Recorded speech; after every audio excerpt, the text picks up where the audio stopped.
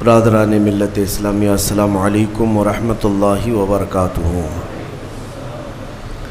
الحمدللہ الحنان المنان الذي خلق الإنسان وعلمه البيان، والصلاة والسلام على رسوله سيد الإنس والجان وعلى آله وأصحابه ذوي الخير والإحسان، أما بعد، فأعوذ بالله من الشيطان الرجيم، بسم الله الرحمن الرحيم۔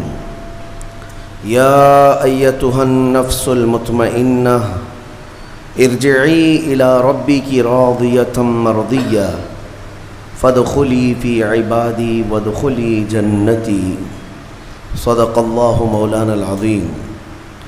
بارگاہ رسالت معاب صلی اللہ تعالی علیہ وسلم میں درود پاک کا ہدیہ پیش کریں۔ اللہم صلی علی سیدنا و مولانا محمد معدن الجود والکرم وآلہ واصحابہ الکرام وابنہ الکریم وبارک وسلم صلاة دائمة سرمدا ابدا۔ عزیزان گرامی وقار، رمضان المبارک کا پہلا جمعہ ہے۔ اللہ عز و جل اس کی سعادتیں، اس کی برکتیں ہم سب کو نصیب فرمائے۔ رمضان کے آتے ہی ہر مومن کا ایک ریہرسل شروع ہوتا ہے، ایک تربیت کا خاص وقت ہے رمضان، کیونکہ قرآن میں رب تعالیٰ نے فرمایا یا ایھا الذین آمنوا کتب علیکم الصیام کما کتب علی الذین من قبلکم لعلکم تتقون، اے ایمان والو تم پر روزے فرض کیے گئے جیسے کہ پہلے والوں پر بھی فرض کیے گئے تھے۔ وجہ کیا ہے؟ لعلکم تتقون، تاکہ تمہیں پرہیزگاری حاصل ہو، تاکہ تم تقوی والے ہو جاؤ۔ تقوی اور پرہیزگاری یہ اتنی ضروری ہے تمہارے لیے کہ جس کے لیے 1 مہینہ پوری تمہاری تربیت کرائی جا رہی ہے۔ یہ تقوی کیا چیز ہے؟ میں آپ سے اگر کہوں کہ یہ بنیاد ہے تمام اعمال کی، تقوی جو بھی عمل کریں آپ، تقوی جو ہے یہ بنیاد ہے۔ تقوی کا مطلب ہے اللہ کا خوف، اللہ کا خوف، یا جو بھی عمل کرتا ہو وہ صرف اللہ کے لیے کرتا ہو، یہ تقوی ہے۔ اور یہ ہر عمل کے لیے ضروری ہے، ہر عمل کے لیے۔ نماز میں تقوی ضروری ہے، روزے میں تقوی ضروری ہے، حج میں تقوی ضروری ہے۔ آپ دیکھیں حج کا سفر جب کرنا ہو تو رب تعالیٰ نے فرمایا وَتَزَوَّدُوا، توشہ ساتھ میں لے لینا۔ سفر پر جا رہے ہو حج کے لیے، ساز و سامان توشہ ساتھ میں لے لینا، لیکن ساتھ میں ہی کون سا توشہ اچھا ہے؟ یعنی روٹی، سالن، چاول، یہ توشہ، کپڑے لتے، حاجات، یہ توشہ۔ خود رب تعالیٰ فرماتا ہے فَإِنَّ خَيْرَ الزَّادِ تَقْوَىٰ، سب سے بہترین توشہ تقوی ہے۔ یہ تقوی کی ہر جگہ پر اللہ تبارک و تعالیٰ نے تاکید فرمائی۔ اب میں آپ کو بتاتا ہوں یہ رمضان المبارک جو 1 مہینہ تمہیں تربیت کے راستے سے گزارا جاتا ہے، کس وجہ سے؟ تاکہ تمہارے دلوں میں تقوی آئے۔ تقوی، اور تقوی کی سب سے پہلی جو تربیت ہوتی ہے، صوفیہ اکرام کے پاس جب کبھی کوئی طالب جاتا تھا مرید ہونے کے لیے یا خلافت لینے کے لیے، پہلے کا دور ایسا تھا کہ اولیاء اکرام سب سے پہلے اسے اپنی خانقاہ میں رکھ کر کے بھوکا اور پیاسا رکھتے تھے، کہ بھوک کو برداشت کرنا اور پیاس کو برداشت کرنا اگر تیری عادت بن گئی تو تقوی یوں ہی آ جائے گا۔ سید آل رسول مارہروی رحمۃ اللہ تعالیٰ علیہ، مارہرہ کے بڑے پائے کے بزرگ ہیں، اعلیٰ حضرت کے پیر مرشد، ان کے پاس ایک صاحب آئے، ایک مولانا صاحب آئے خلافت لینے کے لیے۔ شام کے وقت وہ پہنچے، سیدھے آتے ہی کہا کہ حضور آپ اپنی خلافت وغیرہ مجھے دے دیجئے۔ تو اس وقت ایسے بالکل بٹ نہیں رہی ہوتی تھی۔ آپ نے کہا آپ آج تو آئے ہیں، مہمان ہیں ہمارے ہاں، رک جائیے خانقاہ میں، کل کو بات کریں گے، رات ہو چکی۔ اور حضرت نے اپنے خادم سے کہا مولانا کی اچھی خاطر تواضع کرو۔ رات کو ان کو ایک کمرے میں رکایا گیا اور ان کو خوب مچھلی کھلائی گئی۔ حضرت کا حکم تھا کہ انہیں مچھلی پیٹ بھر کر کے کھلائیں لیکن پانی مت دینا.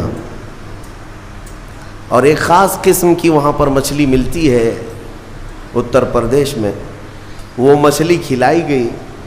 جب پیٹ بھر کر کے مولانا صاحب نے مچھلی کھائی تو خادم صاحب نے باہر سے دروازہ بند کر لیا، کمرے میں انہیں اندر چھوڑ کر باہر چلے گئے. وہ اندر سے پکارتے رہے پانی تو دے دیجئے، کھانا کھا لیا پانی تو دے دیجئے. کوئی سننے والا ہی نہیں تھا. وہ پانی کرتے کرتے کرتے اندر سے چیختے رہے، چلاتے رہے، اور پھر جو ہے ان کی آنکھیں بڑی ہو گئی تھیں پیاس کی شدت کی وجہ سے. ظاہر سی بات ہے مچھلی کے بعد بہت تیز پیاس لگتی ہے، کیونکہ مچھلی باہر بھی پانی میں رہتی ہے، اندر بھی اسے پانی کی ضرورت ہوتی ہے. تو وہ چیختے رہے یہاں تک کہ اب برا بھلا کہنا بھی شروع کر دیا. میں نے ان کی بڑی تعریف سنی تھی لیکن مہمانوں کے ساتھ ایسی بدتمیزی، ایسا سلوک. رات بھر وہ تڑپتے رہ گئے. صبح کو جو ہے نڈھال پڑے تھے زمین پر، فجر سے پہلے دروازہ کھولا گیا. انہوں نے آؤ دیکھا نہ تاؤ، خادم کا جبہ پکڑ کر کھینچا اور لڑنے پر آ گئے ہیں. تماچے لگائے، کہا کہ یہ کوئی شرافت ہے، یہ کوئی تہذیب ہے؟ اس طرح سے کھانا کھلا کر مہمان کو بغیر پانی کے بند کر کے چلے جاتے ہو. تو حضرت اس وقت آ گئے، حضور آل رسول رحمۃ اللہ تعالی علیہ قریب آئے، پوچھا کیا بات ہے؟ کہا آپ نے ایسا ایسا ہمارے ساتھ سلوک کیا. کہا اب آپ کو پانی دے دیا جائے گا لیکن اب خلافت نہیں دی جائے گی، اس لیے کہ پانی کی پیاس برداشت نہ کر سکے اسے تقویٰ نہیں، اور تقویٰ نہیں تو خلافت کس بات کی؟ تقویٰ کئی چیزوں سے رک جانے کا نام ہے. حضرت عمر فاروق رضی اللہ تعالیٰ عنہ سے پوچھا گیا تقویٰ کیا چیز ہے؟ تو آپ فرماتے ہیں کہ یوں سمجھو کہ ایک راستہ ہے جس میں دائیں جانب بھی کانٹے ہیں، بائیں جانب بھی کانٹے ہیں، سامنے تمہاری منزل ہے. دونوں راستوں سے کانٹوں سے اپنے جسم کو بلکہ اپنے کپڑوں کو بچا کر کے نکل جانا، یہی تقویٰ ہے. اور رسول پاک صلی اللہ تعالیٰ علیہ وسلم کی ایک حدیث پاک، الحلال بین والحرام بین، فرمایا حلال بھی واضح ہے، حرام بھی واضح ہے. کیا چیز حلال ہے یہ بھی پتہ ہے آپ کو، کیا چیز حرام ہے یہ بھی پتہ ہے. شراب حرام ہے، خنزیر حرام ہے، مردار حرام ہے، چوری حرام ہے، یہ سب تو پتہ ہے. حلال بھی پتہ ہے، اپنے ہاتھوں سے کمائی ہوئی چیزیں حلال ہیں. چاول، گیہوں، باجرہ، یہ سب چیزیں حلال ہیں نا آپ کے لیے. پھلوں میں بہت ساری حلال ہے، جانوروں میں جو حلال ہے وہ سب پتہ ہے.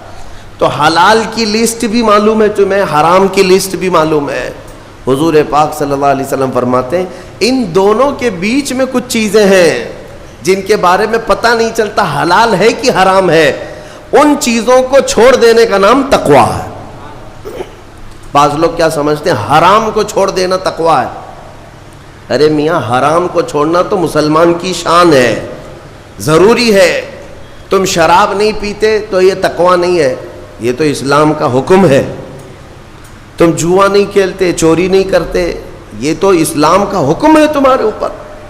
لیکن کچھ ایسے شک والی چیز سے بھی بچ جاتے ہو، اس کو کہتے ہیں تقویٰ. وہ تقویٰ ہے. تقوی کی بہت ساری مثالیں ہیں، لیکن میں آپ کے سامنے ابھی رمضان کے متعلق عرض کرنے جا رہا ہوں کہ جیسے گزشتہ میں نے ایک تفسیر میں بھی عرض کیا، بعض لوگوں کو ایسا لگتا ہے کہ رمضان میں لوڈ شیڈنگ ہوتی ہوگی، کچھ خزانہ خدا میں بچت کے لیے لوگوں کو بھوکا اور پیاسا رکھا جاتا ہے، کچھ رزق بچا لیا جائے.